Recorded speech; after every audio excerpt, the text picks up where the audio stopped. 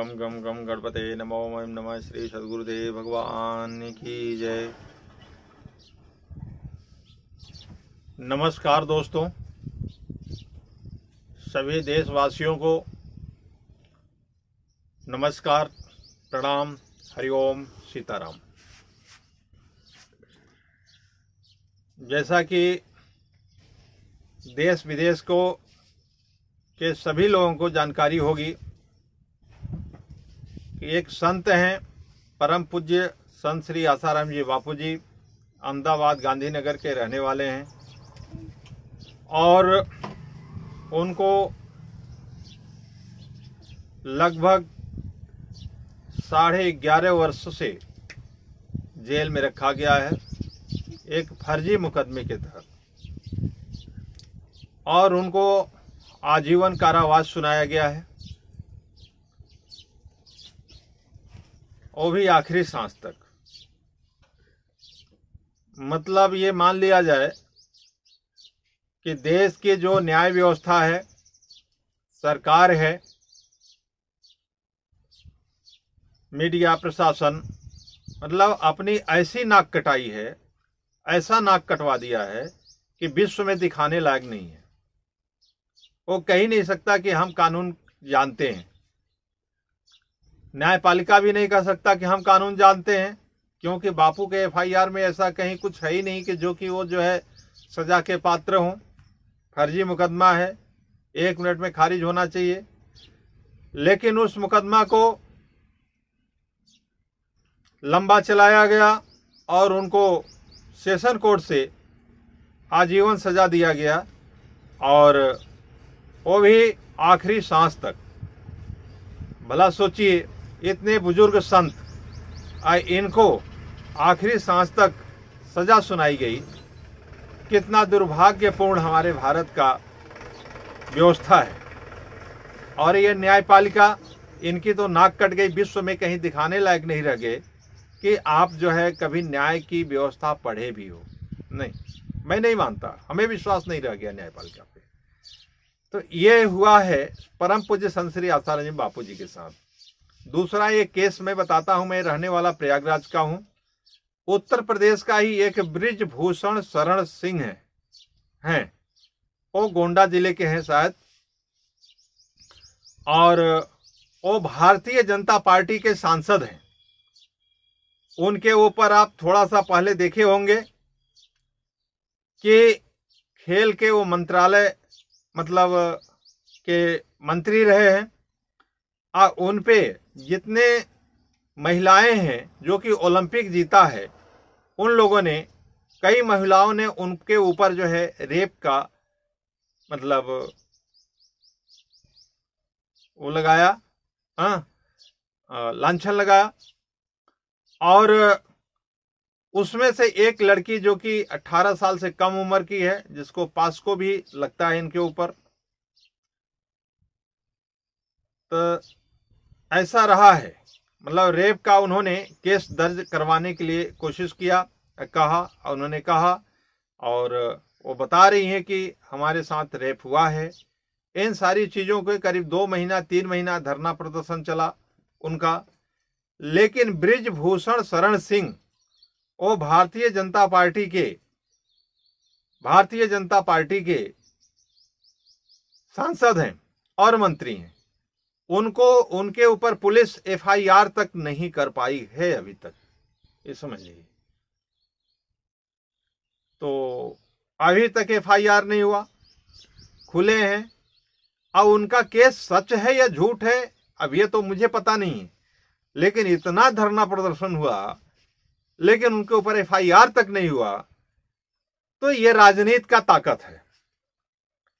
प्यारे देशवासियों, आप जरा समझिए कि ये राजनीति का ताकत कितना बड़ा महान है। एक आध्यात्मिक गुरु जो कि देश संस्कृति का, धर्म का रक्षक हैं, उनको जेल में साधारण किसी एक महिला ने लांछन लगाया और उनको कुछ पूछना न कहना जेल में, जेल से आज तक बाहर नहीं आए, वहीं से सजा सुना दिया गया है। और बृजभूषण शरण सिंह इसी देश में रहते हैं और यही यूपी के ही रहने वाले हैं, गोंडा जिला के, और उनके ऊपर आज तक FIR तक नहीं हुआ। क्या इसको आप कानून कहेंगे या सरकार कहेंगे, मीडिया कहेंगे? आज तक मीडिया भी उनमें बहुत ज़्यादा हस्तक्षेप करने की कोशिश नहीं करती और न्यायपालिका तो एकदम मूक बनी पड़ी है। उसको क्या लेना देना? देश में चाहे अपहरण हो, छिनैती हो, रेप हो, क्या लेना देना?